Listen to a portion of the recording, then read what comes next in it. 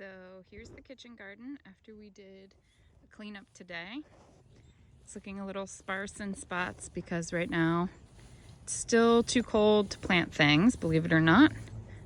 And also I'm kind of in the process of transitioning it from a lot of annual stuff, what I think most people typically think of when they hear the words kitchen garden, to something I guess maybe you could say is a little more permaculture or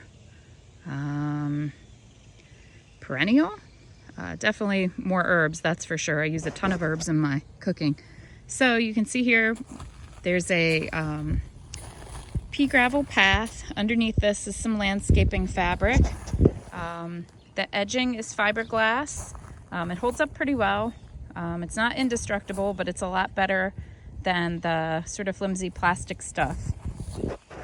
So what I'm doing, if you notice the shape, it's actually a heart shape. So each of these sort of front lobes of the heart, I'm in the process of transitioning, as I said before. So sort of this front row here, you can see a bunch of oregano. That's going to be herbs.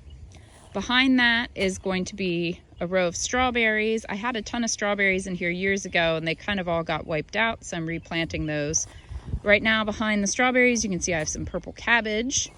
Behind that, I have a row of lavender. And then what I'm going to have here, which you can already see some of these evening primroses, this is going to be a really robust row of perennial pollinator plants, especially ones that butterflies and bees like. You can see here this unimpressive stick is a new fig that I planted at the end of last season. We'll see how it goes. We have these two barrels, one new, one old. The newer one you can see is higher up, has lettuce. I started from seed. This has green onions. And then this sort of row here with these little squiggly guys, these are different potatoes. So I planted red, gold, and purple potatoes. And then you can see these metal, whatever they are, in front of those, and directly behind them, I'm going to have more annual type plants. You can see rosemary here, and then along this edge, I'm going to have annual flowers, again for pollinators, anchored here with thyme, more thyme here. Here is some lettuce and beets I was growing from seed, raspberries, more rosemary, some chives, thyme. This is a asparagus bed that kind of got destroyed a little bit, although you can see here I have been snacking on some of the asparagus. We have a new row here of leeks and one that mirrors it. This blank space was a red maple that didn't take off. Prior to that, it was a ornamental cherry, which was very pretty, but I'm not sure what we're going to put in the space for now. But it's a lot of sort of herbal tea stuff, lemon verbena and lemon balm. You see here's a little blueberry. I've never had good luck with blueberries. I moved this last year. I'm hoping it'll take. We have some lettuce here tucked behind the bench, more oregano and leeks. The big granddaddy fig tree. I love fresh figs. More thyme, more rosemary. Here in the center with this sundial, we have lots of mint. You have to keep it contained, of course. Along here, this sort of dirt patch is a failed attempt at growing parsley from seed, direct sow. Didn't work well. And then here you can see some more thyme anchoring the entrance to the path. We have more green onions, spinach in that barrel, and then you can see the same pattern sort of playing out here in this side too. So basically what's going to happen is this will continue to fill in. You'll see a lot more annual plants come. Eventually, you can see I just planted a new sage plant there and there. This bare spot, these strips, will be filled in with pollinator annuals.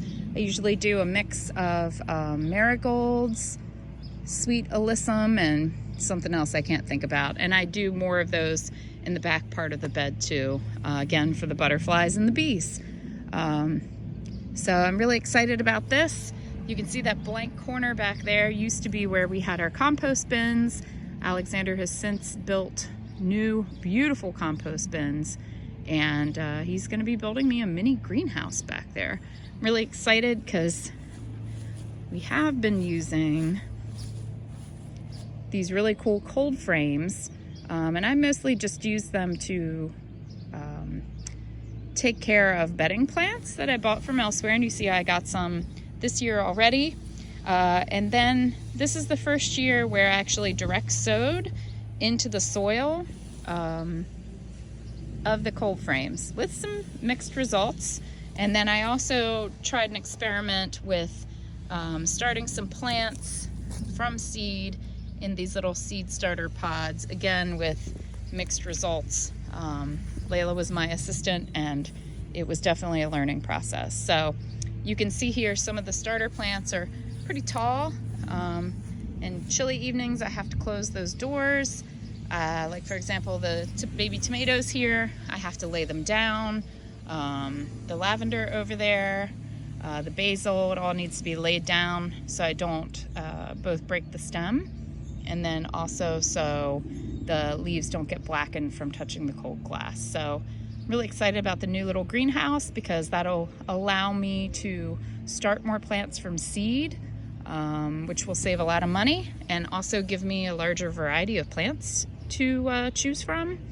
And then also I'll be able to take care of taller and larger plants like this one. So I'm really excited about my kitchen garden, and that's it.